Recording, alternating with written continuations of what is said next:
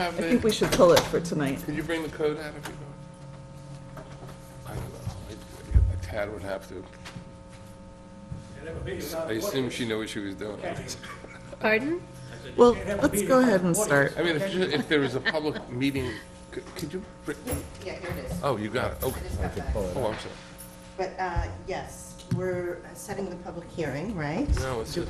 We have two different things Backup. on here. I have no back. The first one is the public meeting about the MS4 report. That's Right, fine. right. The second thing is actually the revisions to the stormwater local law. code. And I don't know that we're ready to introduce, we'd have to put out a new version of the law for public review and set Right, a public right, hearing. right. That's not what this resolution says. Is this the workshop request? Yes. And is,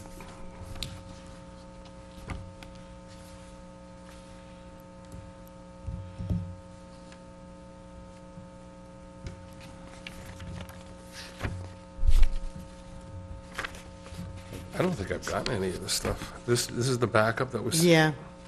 Mary may When- not have sent this to I you. didn't get it. Okay. Yeah, we might have a little glitch in I don't the have any of process. this stuff. Okay, it needs to be done by, No, not the, well, the law doesn't, does it? sometime in June it does have. I haven't seen any of Okay. this. Okay. All I right, thought well, it was so just a public tonight- meeting to discuss it before. tonight, that is Before we what- actually do the Well, that the is local law. what, that is what it's going to happen. Well, then we'll go over it in the workshop. We are going to have it discussed in the workshop, and then Okay. we can go over the process Sure. during the workshop. But, yeah, so Mary didn't send anybody any of the backup. I didn't see Okay. this. Okay. Did you see this? back? She sent me, I didn't look through all the stuff she sent, I have to admit.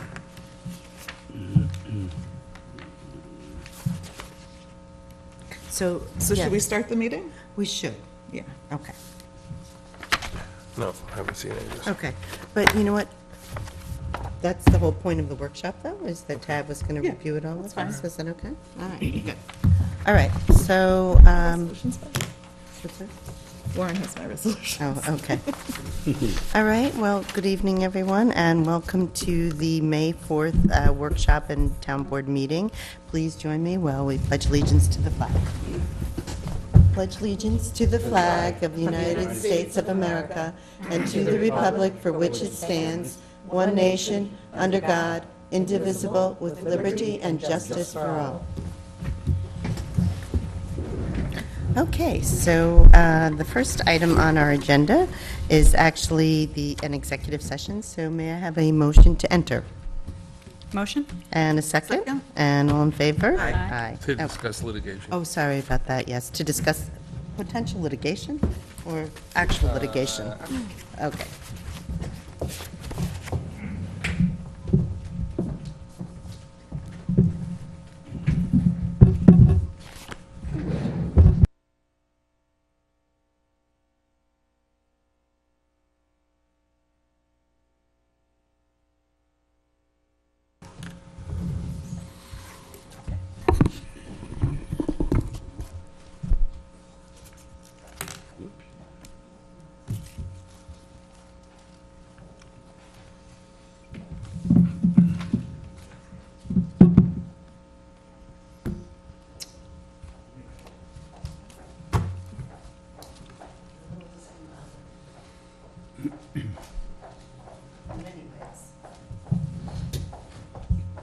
Wish we had had the TV.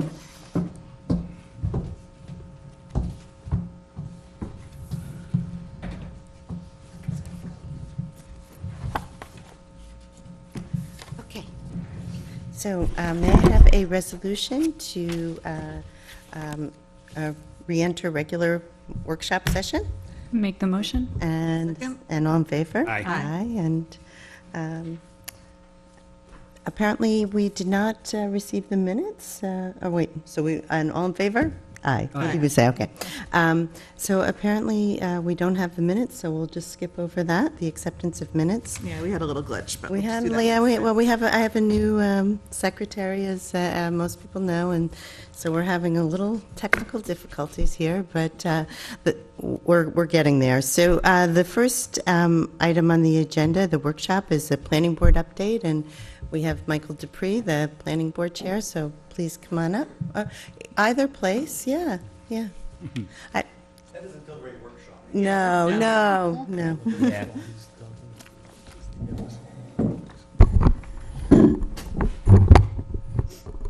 Thank you, and first, it's a pleasure to be here, as always, to answer questions. So I'm just going to give a brief overview of what's been going on lately. I also want to thank Councilman Ray and Councilwoman or Councilman Behrens. They both come to a lot of the meetings, and David in particular, so I know you're kind of up with what goes on.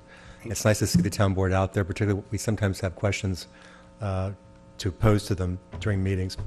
The first one that people might be most aware of, if they're paying close attention, is there's the former PDQ Manufacturing. This was a large building to the north on the east side of Route 9. There was great concern when it closed. It was a manufacturing plant for IBM, and as IBM has continued to relocate jobs, they no longer had any use for this. It's really big. When I went and walked it with several board members, we were surprised. You don't see the rear of it that much from Route 9. But the owner came in and met with us, a couple of us, before our actual application was submitted to convert it into storage. It'll be now Statsburg storage. It will actually be air-conditioned storage, so unlike, say, Guardian, which does a nice, healthy business to the south, if you need to have your goods stored in some place where it's climate controlled, this will actually offer that. So I think that was a good use, and I also need to give we actually got through this in pretty much record time, and I need to give a plug to county planning. When we forwarded it to them as required by law, they sent it back as incomplete, which restarts the date. They get another 30 days in which to comment, and what had happened was we had worked with the applicant and had made a condition of possible approval to redo the landscaping. County did not see that. They didn't know, so we kicked back and said, incomplete, they want landscaping. All I had to do was make a phone call, fax them the new plans that we had submitted, and we got a response back that afternoon at 4 o'clock. So it was a great case of the county and the towns working together with an applicant to get something through quickly. We got it opened and closed within 6 weeks, so I think that was really good. Dollar General is something everyone's been seeing. We approved that over a year ago. It's now nearing completion. You can see it on 9G. Last I heard from the ownership of the business, they expected to open in August of this year. Pete might know better because there's still ongoing inspection. Then if you've seen down on Route 9, Stewart's is adding a canopy, additional fueling tanks. We also, if you look closely, you'll see that there's already 2 new sidewalks on either side, and there'll be some more landscaping and, in addition, some outdoor dining areas that weren't there before. I'd spoken to the supervisor. One of the things that the planning board looks at, sidewalks are required in every business district, no matter how far flung, how far out. In the case of PDQ, it's in a neighborhood business district, and we're supposed to evaluate, when we relax standards, unique aspects of a property. So out there, we looked, there's no neighborhood surrounding PDQ. The closest one would be the long, kind of skinny lots you have on South Drive. Also, the highway speed in that area is 55, it's the maximum. And the only people that we knew who ever walked over to the kind of little deli or convenience store that's at the fueling station next door are people, occasional people who live in I think there's a senior housing behind the Renaissance Rehabilitation. You occasionally see people walking there, but we all agree we didn't want to encourage that in that area because there's no way to get a crosswalk from DOT with the speed limits that are there. So, but we left it open for the future. In the case of Stewart's, there is a very large neighborhood right behind it. There's the Hook Road complex. And we also are aware that the 2 adjacent properties, which are auto sales and repair, look likely to come in at some point in the future to rectify some current issues. When they do, we'll be asking likely for sidewalks there, so there'll be a complete sidewalk connection. And the idea there, again, for the future is we know the psychiatric center was purchased by a company that does business here, Diversified Realty from New Jersey. So what they've indicated they're going to be doing is putting in mixed use. So there'll be residential uses there as well as some commercial. So we thought it'd be nice to see if we get some sidewalk connections now going so that people from the neighborhood behind Stewart's will be able to walk not just to Stewart's, but even walk further down to the commercial uses that are down there without getting on the road, overburdening our system, our highway system. We have a new application, Hyde Park Truck and Auto Sales and Rentals. This was just submitted. It's going to be, there's actually, if you were facing Clancy's, just to the right of it, That's actually a separate parcel. It's already kind of all, it's paved with asphalt millings, but the applicant has proposed adding a small, very attractive, I should say, office, sales office. It will have someone there pretty much during their regular hours. They've already agreed to, or they've already accepted our request to put in a sidewalk. And we're working out some details right now for landscaping, additional landscaping, some additional screening, but I expect that to go through pretty quickly as well. Then an application that was submitted and then withdrawn formally at a site just down up the way, a former filling station, was Mavis Tire. The supervisor and I reported to the Chamber of Commerce. I'm happy to say that Mavis is back. They've not made a formal application yet, but we have had meetings with them. They're negotiating a lease presently with the owners of what is still called Park Plaza.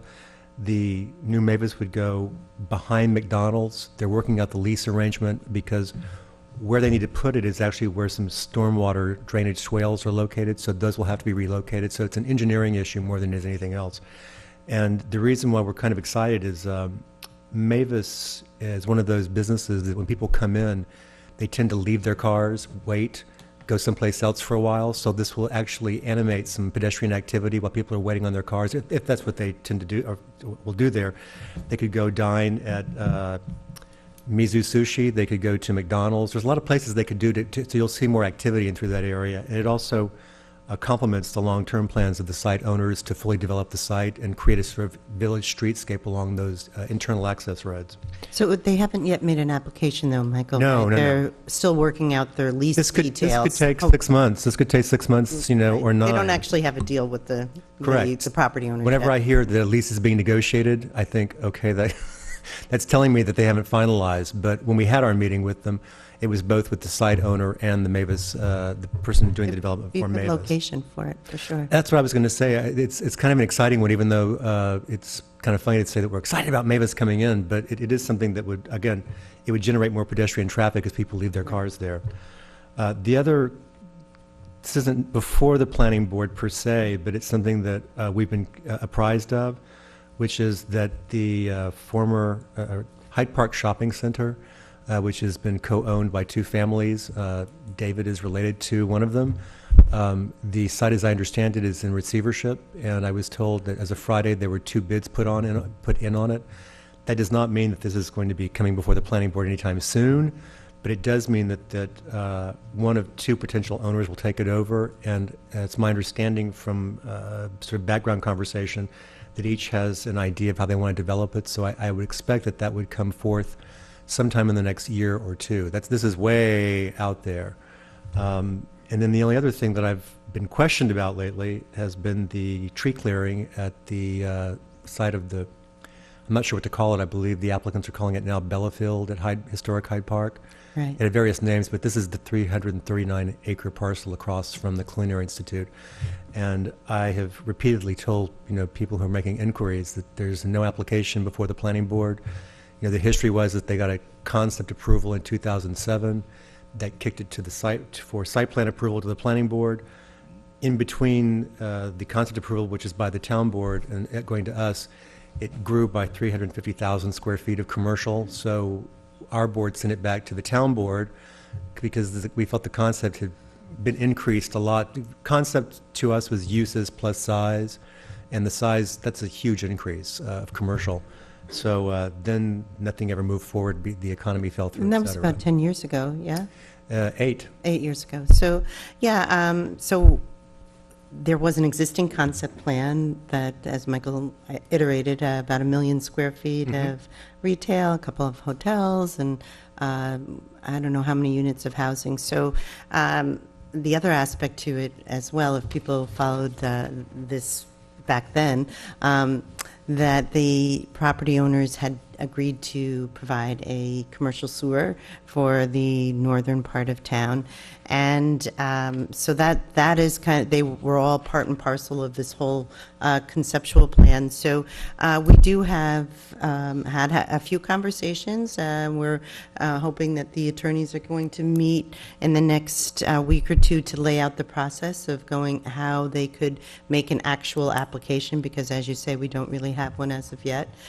So the tree clearing, as Tad could explain, was done under a 10-year permit, obtained probably 5 or 6 years ago, and Tad's been doing some evaluations of that, and we're in the process of letting them know that there's certain requirements that they have to follow in terms of mitigating the soil, the drainage impacts and that type of thing. But yeah, we're looking forward to actually having a real application at some point, and one that's more in sync with their current economic conditions rather than the bubble in which the last one appeared. So we'll see how that goes, and I know that Warren and Victoria are on top of it, and looking forward to laying out a process for the applicants, whether it would be to continue with their first application, which would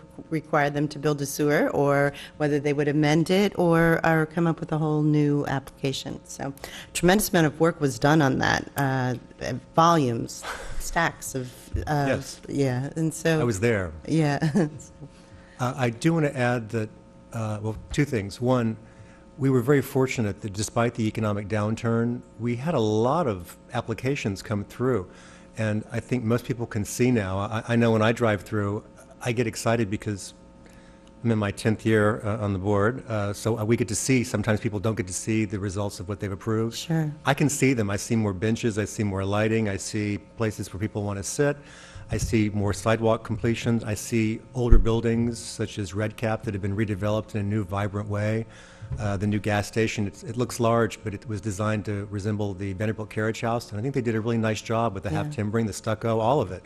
Yeah. So again, we had this sort of process where people came through and upgraded their properties. We know Rockledge Plaza, Yeah. now Haviland Plaza have both seen new tenants or relocation of tenants from older kind of aging structures over. So it's been nice to see that kind of change. Right now we're in a little bit of a slow period, but that's because I'm hoping that if we do get these big applications in, like the Bellafield at Historic Hyde Park, we have a lot of bandwidth right now that we can devote to it, which would be good. And then, So actually, that's a good point. I think a lot of people don't realize what the process is for applications to go forward, and a number of people will sometimes comment, well, I don't know why they're approving a new bank or another gas station or this or that, thinking that we actually control the applications, but that's not the way it works. The planning board, the people come with their projects, and they make usually the first encounter is with Tad as the zoning administrator. Is that right, Tad? And then you work with them a little bit to discuss the zoning and the requirements of the town in terms of conforming with the zoning, and then they usually go back and develop their application further, and usually retain the services of an engineer, and then it's finally submitted to the planning board and then goes through that process of eventual approval. And it's interesting because I was on the planning board during the CIA, the hotel application for the CIA, and it was a really interesting and fun process, and it's unfortunate that it never materialized because we did approve it probably 4 or 5 years ago, and at least now. And it was an interesting process to be part of. And I know that you often will meet with people offline to try to basically get their project to conform with the zoning, which always makes it a lot easier. when they meet with Tad, I'm doing a Love Fest tonight, or Chip and Dale. It's been great working with Tad because Tad calls me in, and I can't say, well, this is how the planning board's going to vote. That's not legal. But because I've worked with my colleagues for so long, I can say this is what you're likely to hear. Here's some issues that you're going to need to pay attention to. And it does help speed up the process. And when we meet, as you know, sometimes informally with small non-quorum groups too, to see if we can advance projects, because time is money, and we're all sensitive to that. We were sensitive to that before the economic downturn, I want to point out too. But yes, I forget, some people think that somehow we control what gets put in, and if we did, we'd have 20 new restaurants here. And a new grocery store. And a new grocery store too, so we can have some competition. Believe me, I mean, if I could just osmotically get those to apply, I would be happy to. And just since you mentioned it, the hotel, I have no knowledge, once it's approved, unless someone, confers with me from the applicant, I won't know what's going on. And in the case of this applicant, the hotel, we have extended it out, our maximum that was allowed last time, so it's actually still approved. And if I believe what it is they have to have a reason for why they asked for an extension. In this case, it was finances. The hotel it's an expensive hotel because the parcel the CIA gave them, Pete, our engineer, can attest, it's basically rock. Right. Very little anything else but rock. And so to get a hotel with all the stormwater requirements that the state imposes was going to be a very expensive one. So an applicant can ask for an extension for 3 times, is that it? Or is there a maximum, or? Actually, there is no maximum. This is once it's approved and I've signed, or the chair has signed the site plan. If they have not met their conditions of approval, so prior to signing, then we can grant 2 180-day extensions. Right. Past that, we cannot. That would sort of remind me of the Hoe Bowl. Right. In the case of the Hoe Bowl, they did not meet, they did not satisfy the conditions. And so we did something creative. The applicant, we approved them as though they could either have their own septic or tie into the existing city and town of Poughkeepsie's. When they started investigating the latter, they discovered there's a really steep hookup fee based on their gallons per day of usage. If you're a member of the district when it's created, there's no extra cost. But if you're a tenant, which was what they would be, I don't want to say price Because gouging. it's not but our sewer, it's Poughkeepsie's. It's Poughkeepsie's, and it's a really high cost. It's just a big nut to crack. So in the meantime, they furthered their analysis of doing their own septic, and that would trigger a stormwater pollution prevention plan, a SWIP, because it would involve more than an acre of disturbance. So we reopened the application, that's what I meant by being creative, and went through, made approvals for a SWIP to be submitted, and that restarted the date. So they're still working through to get completed. I actually missed a meeting, a little offline meeting, but I believe that you were there, Supervisor, and Tad and Pete. So it looks as though they now have their financial package ready. Yeah. That was the other portion of it, was getting the finances necessary, because converting an old structure like the Hoe Bowl into something new and adaptive reuse is not cheap. For anybody like me who's ever remodeled an old house, it really would have been cheaper to have torn it down and started over again. Yeah. But in this case, because of the... But they are moving ahead. They're moving ahead, which is what's moving great ahead, about that. and, So we both wrote support letters for absolutely. Mr. Rogers. And, yes. Looking forward to that, seeing that actually come to fruition. Right, he's actually asked us for support for an expansion. It's my understanding now that the expansion, they want to get started as it is. The expansion might take 2 years to go through Department of Health on the state level. The last sort of thing to submit it's something that Pete brought to my attention, and I've been doing some preliminary research, but I need to do more before we present this at a workshop. But as you're all aware, when we approve projects, there's performance bonds, both for subdivisions and for site plans, for infrastructure, to make sure the infrastructure is finished out.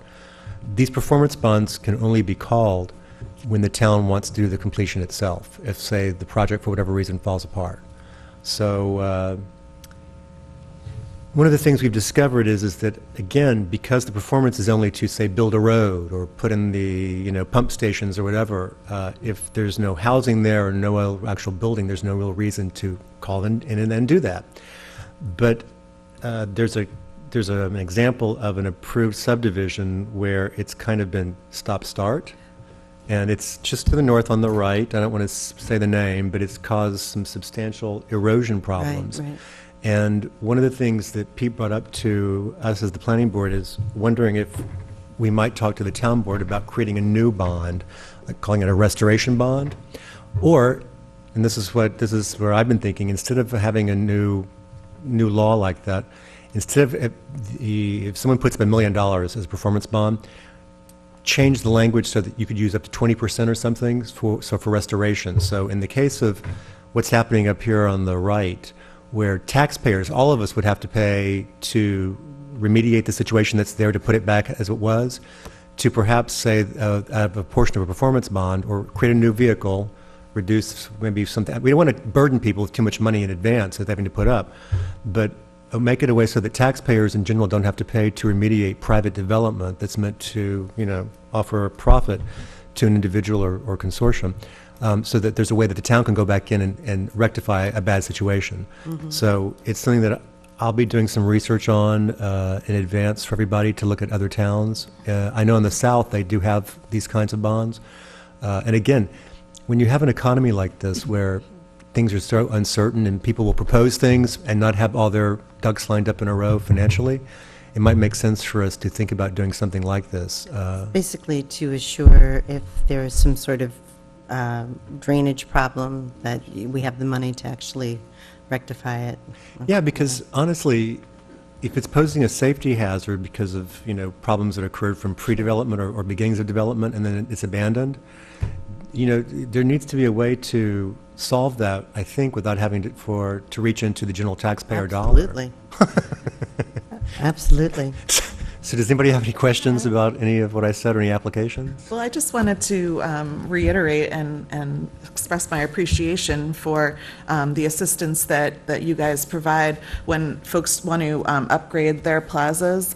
We've seen some really great facelifts along 9G, and it's so clear that when a property owner decides to invest in upgrading their property, that they fill right up. Rockledge, I think, sort of started a trend, and then Haviland Plaza, I know that you worked with them offline to just help them figure out the quickest path from A to B, and they got that fixed up and marketed it, and now suddenly it's filling right up. So it's really,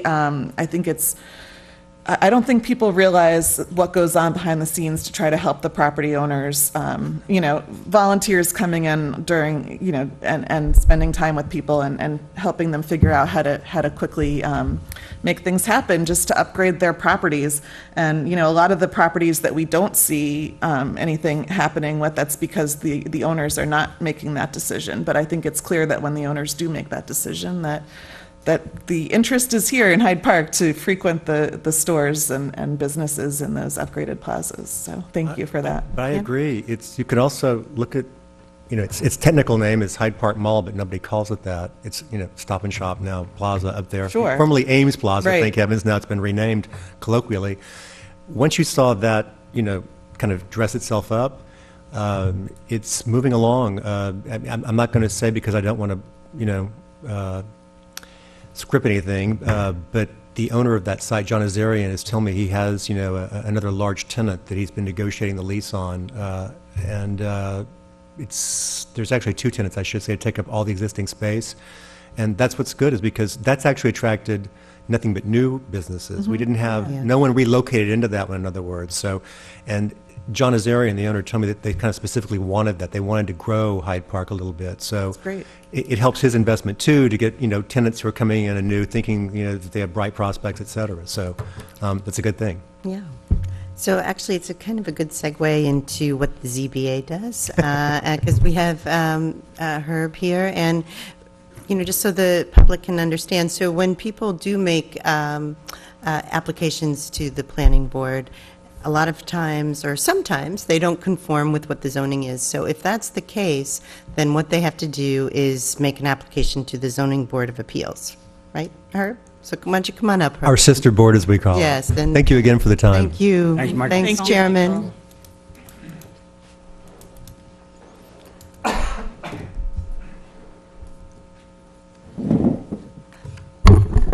So put on your, not your media hat, Yeah, I'm not used to being in front of the microphone, but yeah. except on but- ZBA But nights. Herb's one of those super volunteers who does many, many things. So, Not as much as Michael. no, well, all of you. But yeah, so I was on the ZBA too. That was kind of how I got my feet wet, and it really is a great place to start to really understand the complexities of the town code. And many people don't realize that it's really governed by law, and that's what our town code is. And that is your what your duties are, right? To interpret the law in terms of specific applications. Exactly. And being as Aileen was on the ZBA, I'm going to have to be very careful about what I say. Yes, you do. You will. The planning board deals more with applications of general interest. Most of what we do is of interest to the applicant and the neighbors, but not too much do we have applications that are of interest to everyone. So rather than go into the relatively limited interest applications we've been dealing with, I thought it'd be more informative to talk about the process. And so what I'm going to cover is zoning, area variances, use variances, and interpretations, and I expect to do it in 10 minutes in plain English. Okay. So, Challenge. to start off, zoning basically is local land use, and the municipalities have learned that it's a smart idea to try and keep conflicting uses separate. So traditionally what they've done over the years is they will have different districts or zones, that's why they call it zoning, for different uses.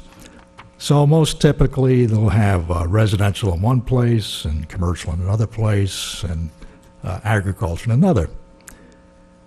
And the state says localities can create their own zoning. They call that home rule. But the state also says that if you have zoning, you need to have a zoning board of appeals. And the reason the state gets away with doing all this is because the municipalities are chartered by the state, so they have a lot to say. So what I want to do is illustrate with a couple of examples, not all that hypothetical, of the typical type of situation we have. So I'm going to call on the proverbial Mr. Jones, who brings up an application.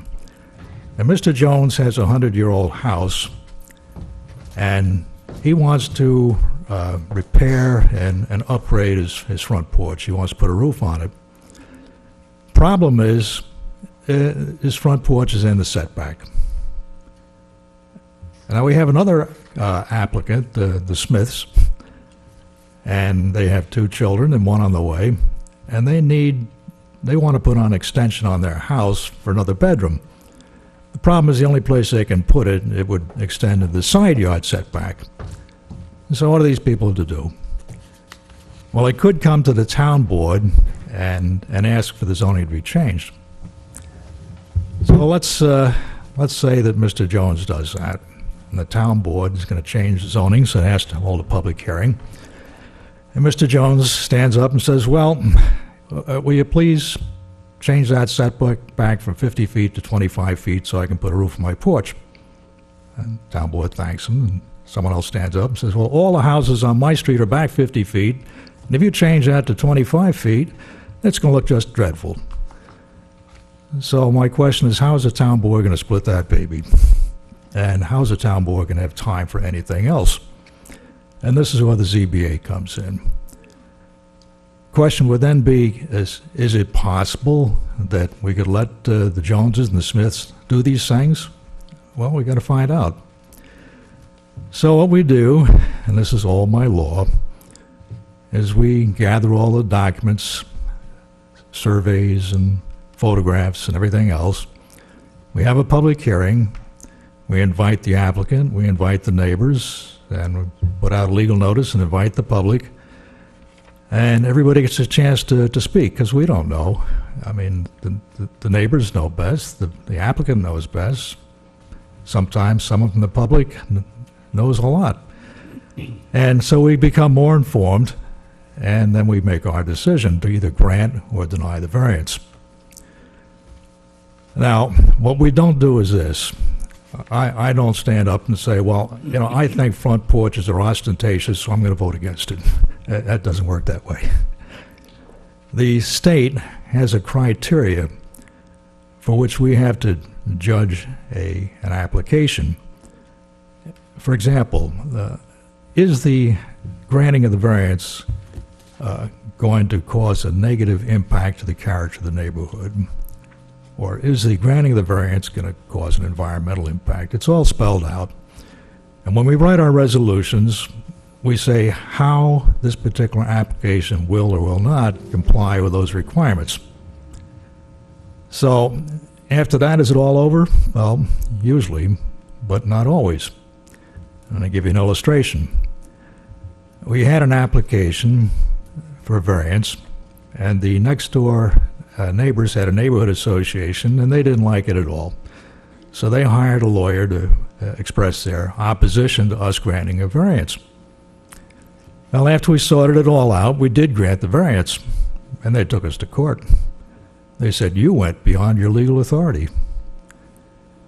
Now, if I had been foolish enough to say, well, I think we should grant this variance because I like this man, they would have had a case. But they didn't. The judge agreed with us. We didn't go beyond our legal authority, and our decision stood. So what I've been talking about so far is area variances. This is property setback for the property line, structure height, sign size, that sort of thing. What happens if you want to do something that's not allowed at all? Suppose that you want to have a auto body shop in the residential district of town. Well, that's very hard to do. You can apply for what's called a use variance, and that's very hard to get. You have to demonstrate that you cannot use that property for any allowed use. And if you can't do that, you can't get a use variance. Your only other choice is to ask the town board to change the zoning. And the easiest choice is to put your auto body shop in the commercial district, where that's where we want auto body shops. So that's how that works. The final thing we do is called an interpretation. And what happens if an applicant comes before the zoning board and the zoning isn't clear, or maybe it's contradictory? Somebody's got to straighten that out before we go any further, and we're the people charged with doing that. Earlier, you all were discussing the Bellafield project. Well, that brought up an interpretation problem for us, because during that period, after the concept plan was approved and the Great Recession hit, the owner decided he wanted to do logging. So, well, logging was not in the concept plan. So the question came before us, is logging development or isn't it? If it's development, then he couldn't do it because it's not in the concept plan.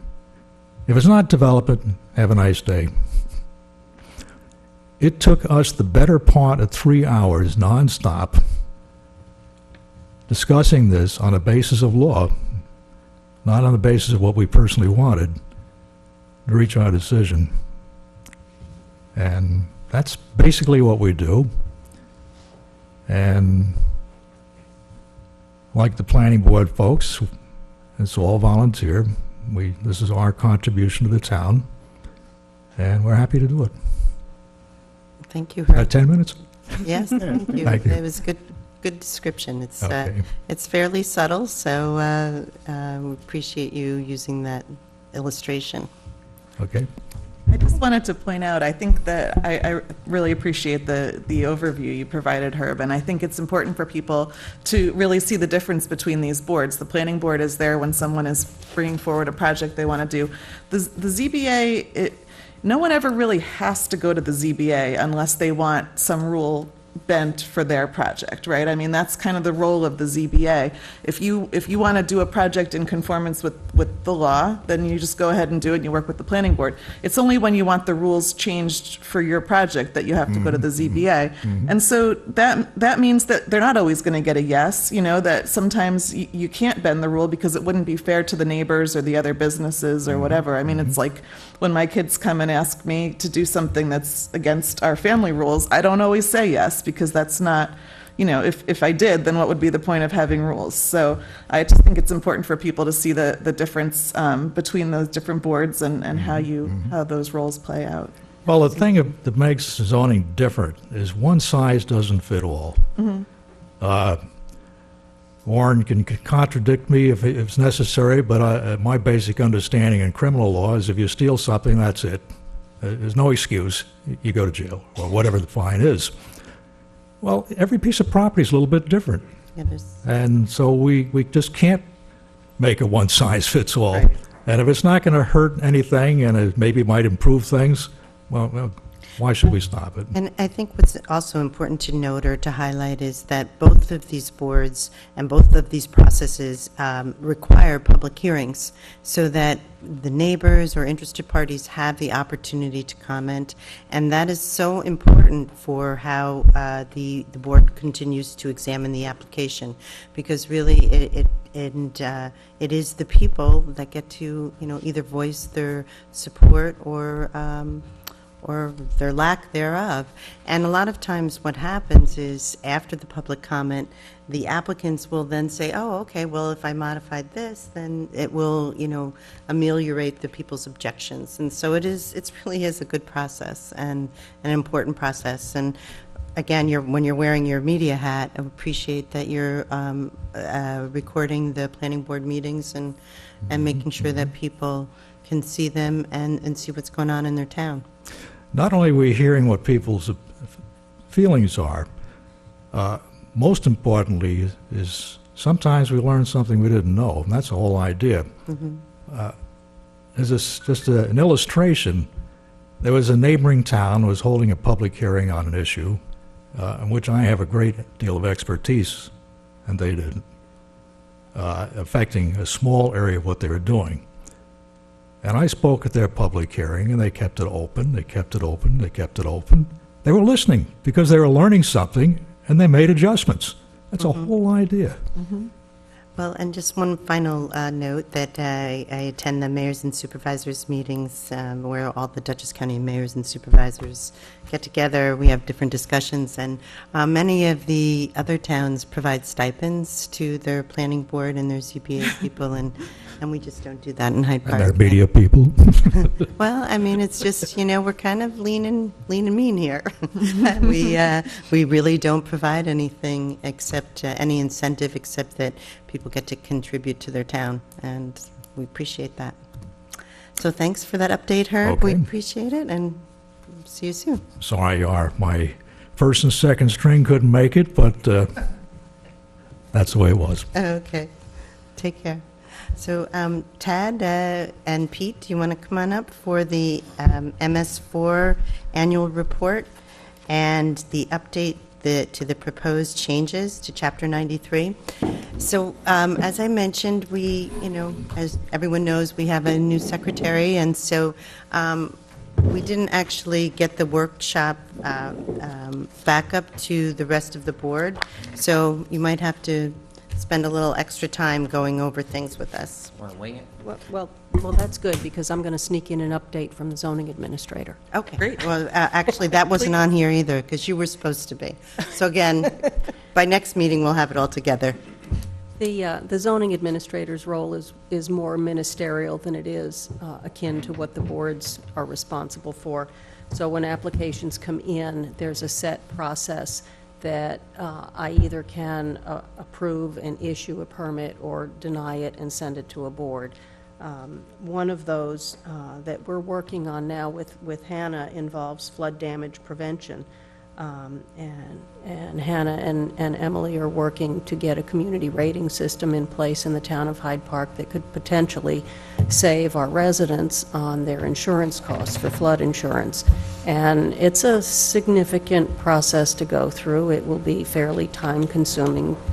We will have an audit and a visit. I guess it's a 3-day process for somebody to come in from FEMA or DEC program, FEMA. So we're working towards that for our first visit sometime in early August. That seems to be what everyone agreed to. And part of the responsibility, or the major responsibility under flood damage prevention law is record keeping and tracking damages and issuing permits, making sure that construction that occurs in floodplains, because development is allowed in floodplains, occurs above the base flood elevation so that damage doesn't occur and claims don't get filed. There is a project that's on the boards right now that you've heard about. The county has come and done their presentation on CR 41, and that does require a flood development permit to be issued through the town. The county is asked for a waiver of the fees because they're a sister agency. There's not much oversight, and I would support that. I don't know, what the town board's feeling is on that. We're also working on a hazard mitigation plan that Emily is spearheading, and when we go through that process, it sounds like grant monies will be made available in different pockets of money than are available now. So it will increase our opportunities for funding mitigation projects. We start out the year, I guess this is supposed to be an update, where I start out the year mostly dealing with snow issues and clearing of sidewalks. The town board had changed the local law so that all sidewalks are required to be cleared along 9 and 9G. There was a bit of an education curve on that, so we had to work pretty hard on getting the word out for that, but I think we narrowed it down to maybe a handful of people that are non-compliant. So next year, we're kind of ready to deal with the non-compliant people. Signs, there's a focus in the department on illegal signage. We've started on 9 at the south end of town, and we're working our way north, and then we'll move over to 9G. But there is a plan to deal with all of them. We've done an inventory. There are almost 300 properties that have signs. They're not all illegal, but there's a fair number. People just aren't aware, I think, that they're supposed to get a permit when they replace the face of a sign. So we're working with that. Commercial vehicles, there's been a change in the law on commercial vehicles, so I'm trying to add them into the mix of what we're dealing with, along with the unregistered and the derelict vehicles. The town is implementing a new software system of Municity. We're not completely up and running yet for the department's needs, and I'm looking forward to that. I think it will really help organize the workflow. And finally, before we get to Pete, who's waiting so patiently, talking about MS4.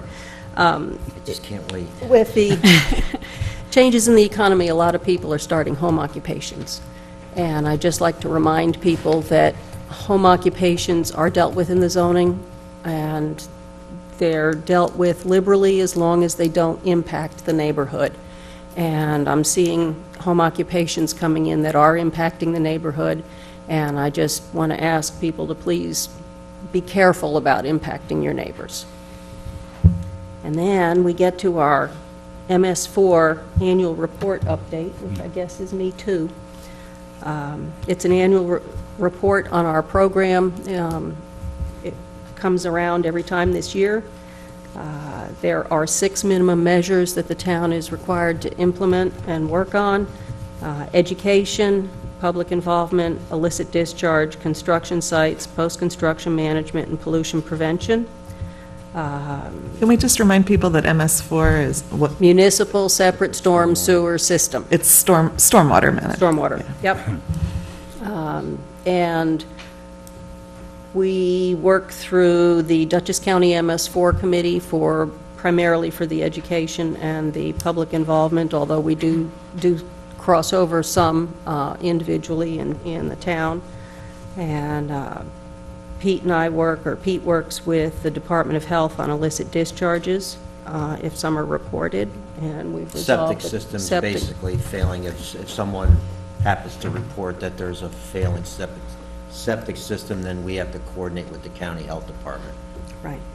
I get hot if I don't use the mic. Oh, Bring it sorry. Got it? There we go.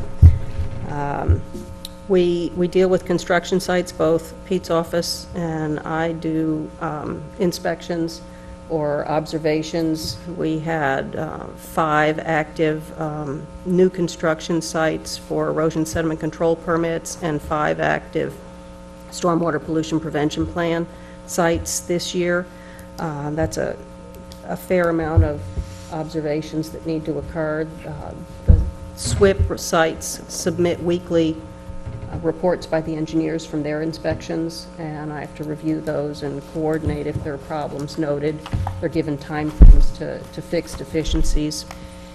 And then Pete and I are working on post-construction management. We're identifying the facilities that are in place, developing private agreements with the ones that are in the process now, and developing a mechanism for receiving reports in the future after the construction is done, so that the town knows that they're maintaining their systems and they won't fail and cause a problem to our MS4 permit for the town. And pollution prevention, we're working with Walt and Kathleen to get quarterly reports. We post on the town website and the scrolling TV station, the household hazardous waste collections. The county's hazardous waste collections. You want me to finish up, or are Sorry. you having a problem? I'm, Fading fast? well, yeah, I think it's still the pneumonia. We support rain gardens. I think a couple have been installed in the community. Fertilizer, Dutchess County has, it's my understanding, there's a local law where they've eliminated the fertilizer sales with phosphorus in them in our area. So that helped us out a lot. And welcome to Water Week. This is Water Week, May 3rd through the 9th. What happens during Water Week? Well, you can go on DEC's website and find out. They are supporting that initiative this year. Okay. And they have a lot of tips for homeowners and, excuse me. Town engineers. Thank you. I can finish up if Thank you. Pete. Yeah, Pete, maybe. Where are you? We're down to the swim. Okay, to swim. Back to our annual report. It's supposed to be submitted to the DEC in early June. So typically, what we do every year is we post the draft report on the website 30 days prior, which that has been. That's our draft report is posted on the Town of Hyde Park's website.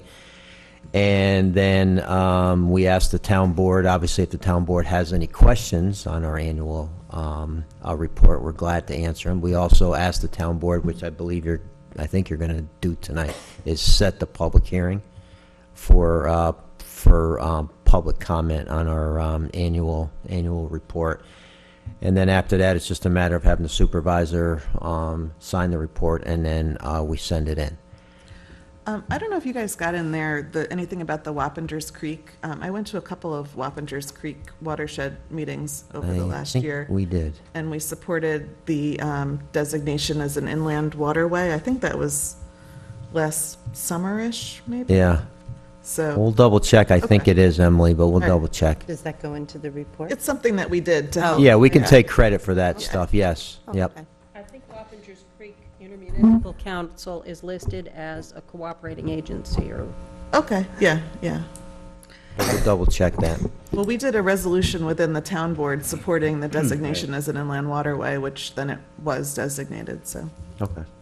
The other things that are not necessarily time sensitive, but we would like to kind of move them is we've got chapter updates to our Chapter 93 Stormwater Management and Erosion and Sediment Control. Chapter 93 was adopted in 2009. Several years ago, Tad and I started working on a few updates to it just based upon how we were seeing things operating in terms of our review of stormwater pollution prevention plans and some of the things that we were finding out in the field. So last year at this time, we had talked about making some updates to this and then following through and having there. In order to update Chapter 93, there's got to be a public hearing because Chapter 93 is a local law. But at the time, I believe the town attorney did want to go through Chapter 93.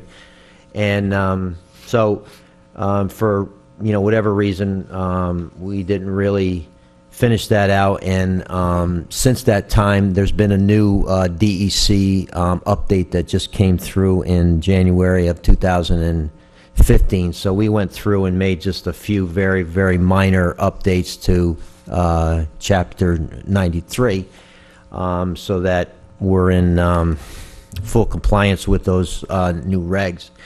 So this is something that we would like to move ahead because one thing that has to happen is both Chapter 93 and our previously adopted Chapter 71 is the illicit discharge, that those laws both have to be certified by the town attorney, and that's a requirement as part of our MS4 program. So there are no changes to Chapter 71, so we're not proposing anything, but there would be changes to Chapter 93. Is there a deadline for that? No, not for this, Okay, no, all right. but it's just something that if we do get audited by the DEC, it's something that we want to have because when we got audited, 5 years ago or something like that, they had pointed out that Chapter 93 had not been certified. Okay. Well, we do have on the agenda on a resolution authorizing a public hearing on those, but I was just talking with Warren, and he would like to pull this resolution Sure, I understand. tonight. Yeah. So that, because he needs to really Absolutely. reformat Yeah. it, and But there's no and he has deadline, some other but- revisions, so Yeah. so we will be looking to pull that resolution, but as you said, keep working it forward. Yes, yes. Okay. We would Yeah. like to be able to report in next year's annual report that we That completed. you did that. So Pete, I did review the Chapter 93, and I'm sorry, I have to get, Oh, well, there was plenty of other things to do, I I have think, to get so. that to you because I had some minor Yeah. corrections. But if you could send me the revised one. Yes. Because I was working from the unrevised one. And what you had here were the changes to 93. And I'm thinking we have to put that in local law format.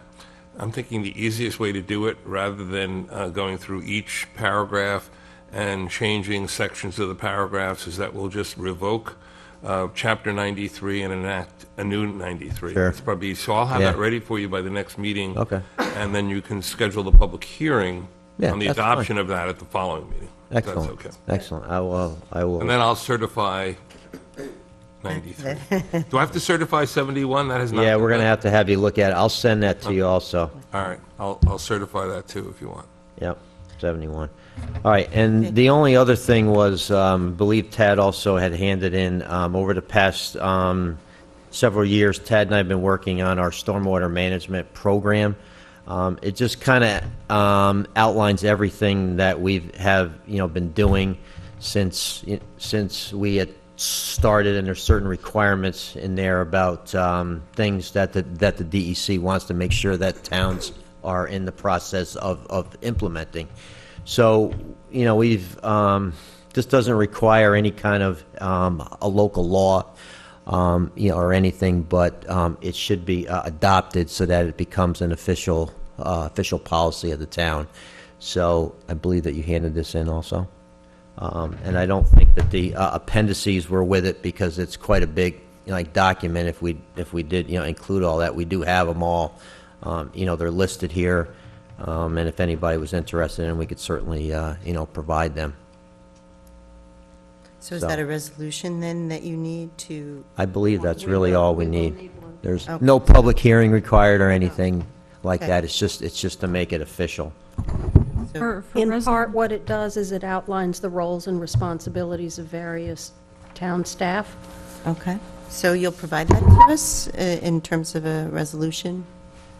Or, okay. And should Resolution 1 be public hearing or Yes, it should. public meeting? No, public Okay. hearing. But we'll modify that when they're done, I'd say. We're required to do a public meeting. However, if we get 2 comments, then we're required to go back and hold a public hearing. Oh, for So- the, Annual For the report, MS so it's report. just easier to just do the public do the hearing. public. and- Yeah, Okay. that makes All more right, sense. Yep.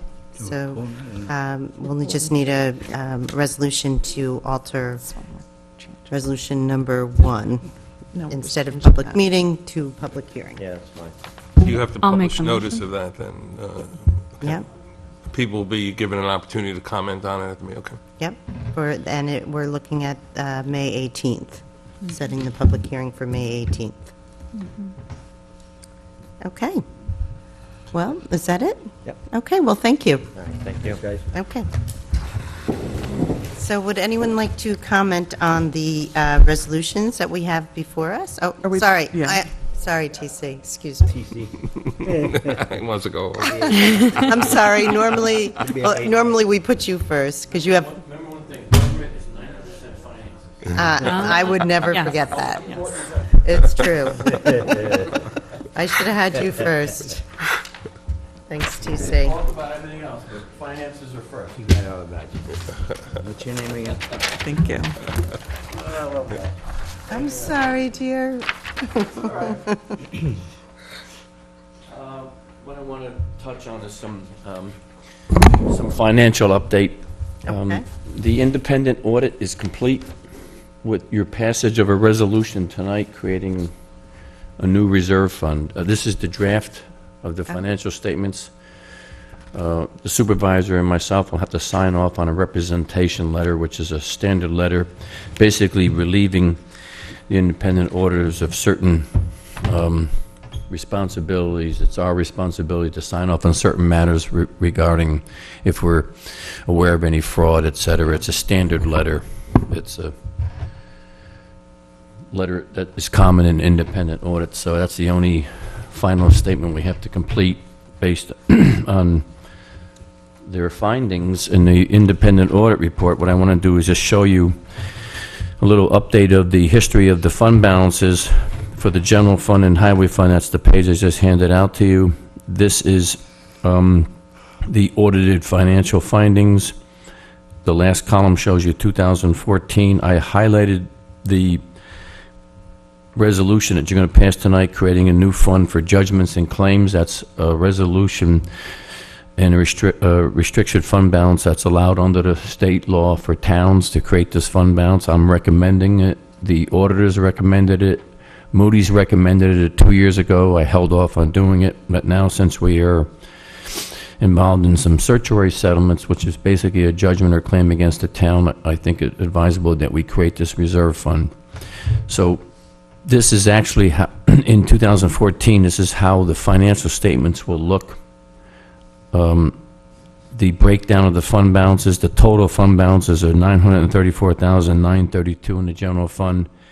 And of course, you have the top section is the restricted fund balances for prepaid expenses, comp absences, debt service, the new one for judgments and claims, assigned encumbrances, the assignment of the fund balance, and of course the unassigned fund balance. That's the almost $402,000, which represents about 6.7% of your operating expenditures and uses, which is above your policy.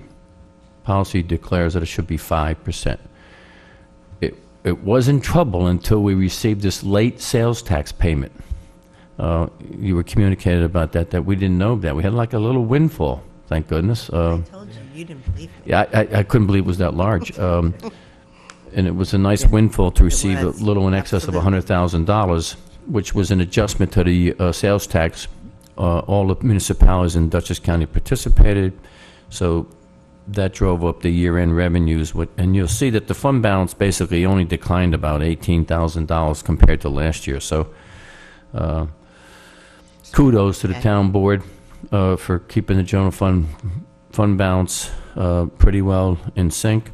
You'll see the next group is the highway fund balance, and we, of course, again, we increased the reserves there, especially the snow reserve fund. We repaid a payment that we took out of the snow reserve fund during 2013, and we tried to increase the snow reserve fund, which is about $140,000. Of course, we're going to dip into that because as of the close of this first half winter, of course, this highway fund runs in two winter seasons.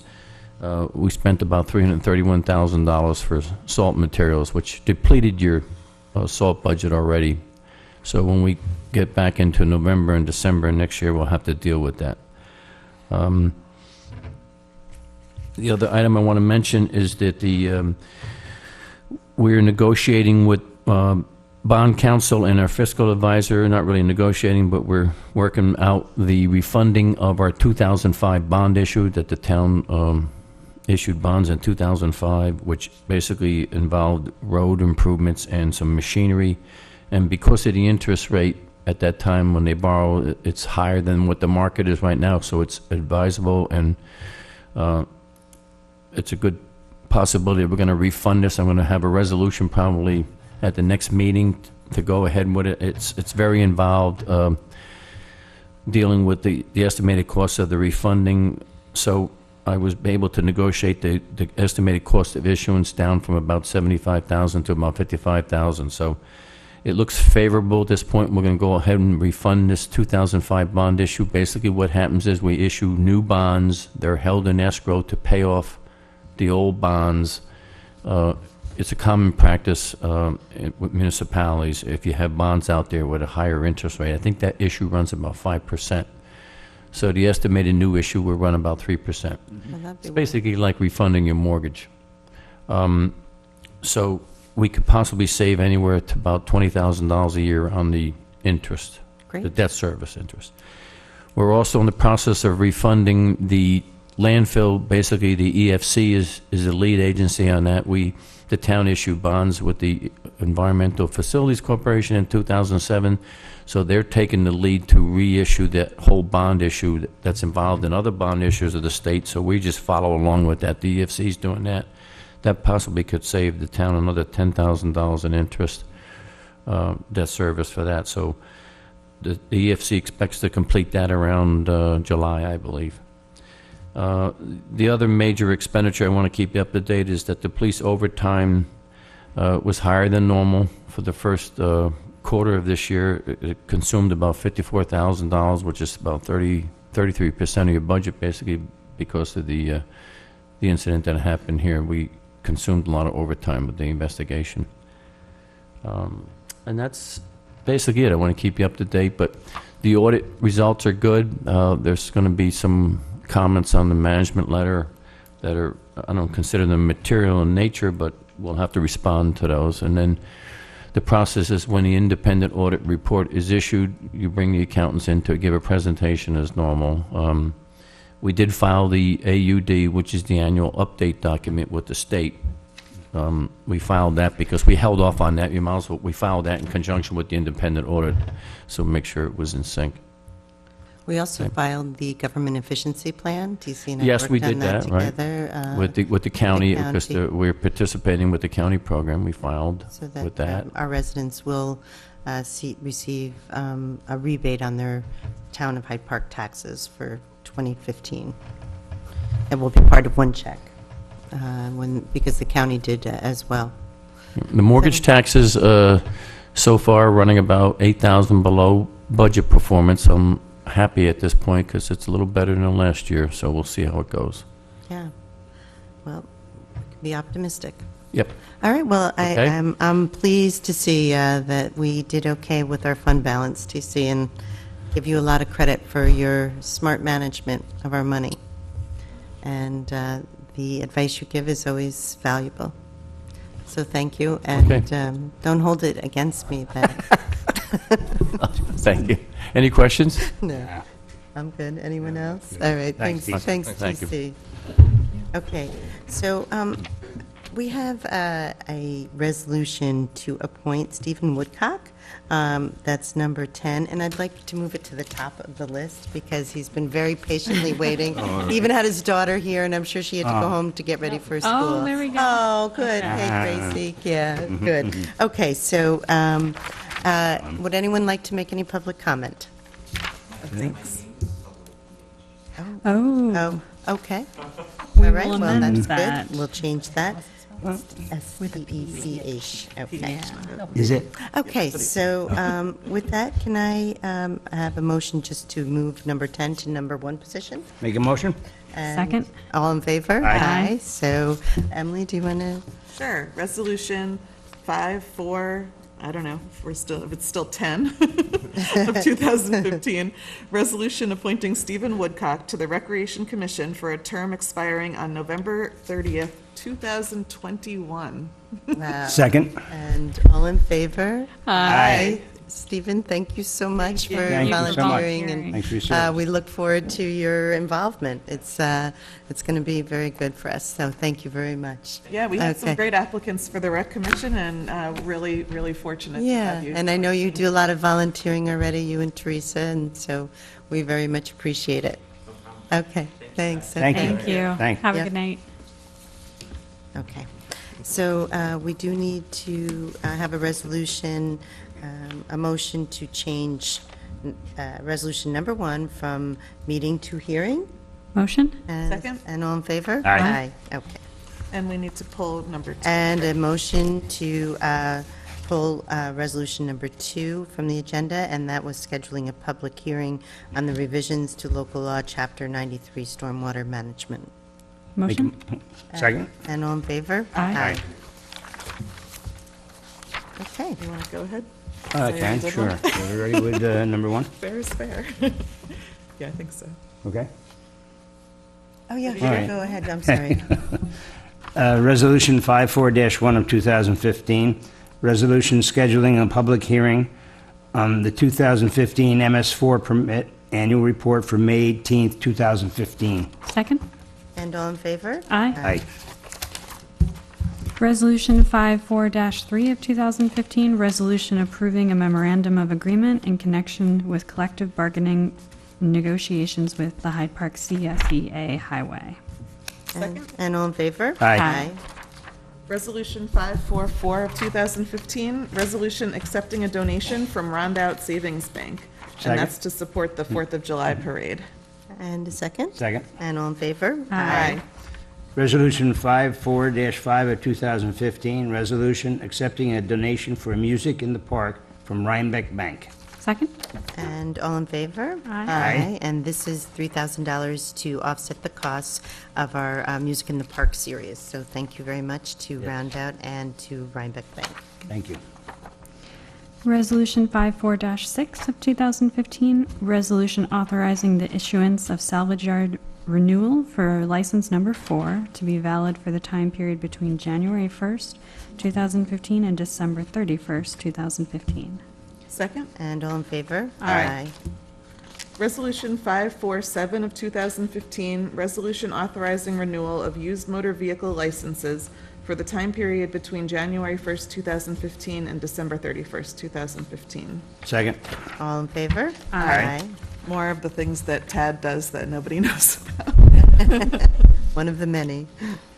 Resolution 54-8 of 2015, resolution authorizing police officer Daniel Speedling to attend firearms instructor certification class at the Ulster County Law Enforcement Training Group in Kingston, New York, from June 15, 2015 through June 26, 2015. Second? And all in favor? Aye. Resolution 54-9 of 2015, resolution authorizing return of the balance of escrow for the Boot Rousseau project. Second. All in favor? Aye. We did that one. Resolution 5411 of 2015, resolution appointing Joseph Marine to the Recreation Commission for a term expiring November 30th, 2015. Second? And all in favor? Aye. And glad to Thanks, have Joe. Joe on board. He's a great guy and runs the youth group at the Methodist Church, and he's got a lot of good ideas, so we're happy to have him. You are. Yeah, we're glad he stepped up for that short period to fill out Michael Rock's remaining Yeah. term. Resolution 54-12 of 2015, resolution authorizing the town supervisor to execute the third-party custodian agreement with First Niagara Bank and Federal Home Loan Bank of New York. Second? And all in favor? Aye.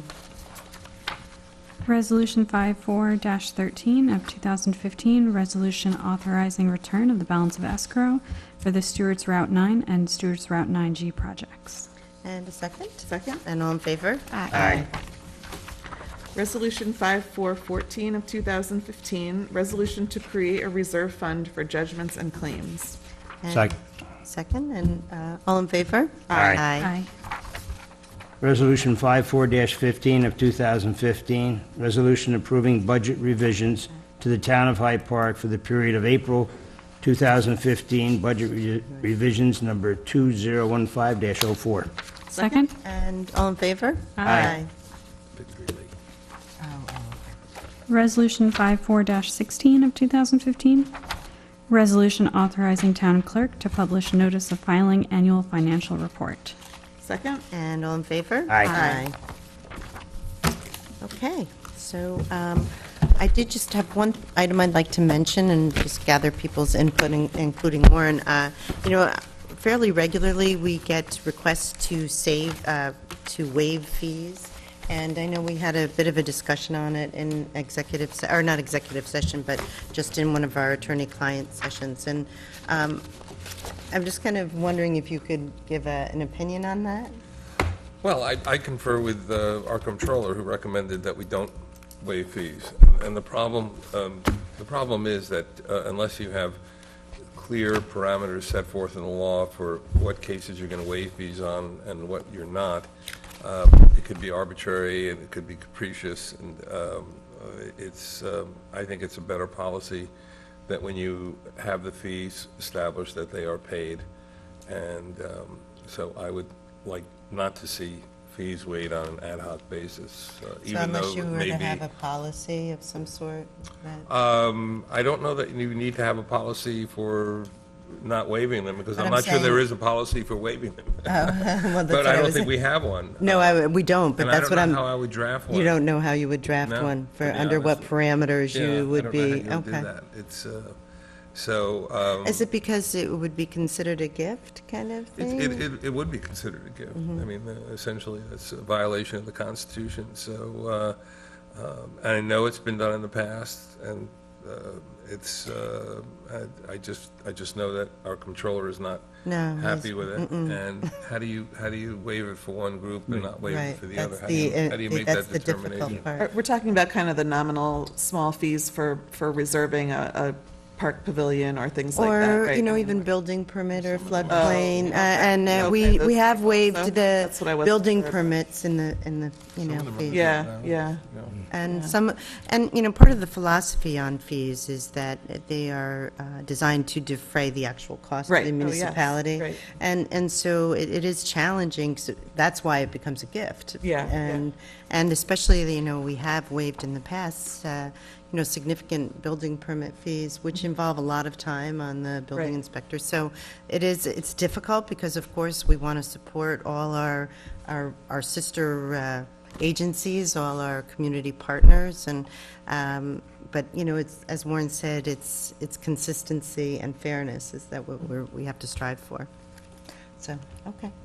All right, well, with that, can I have a motion to go ahead and adjourn the meeting? Motion to adjourn. And a Second. second? And Second. all in favor? Aye. Thank you. Oh. Yes.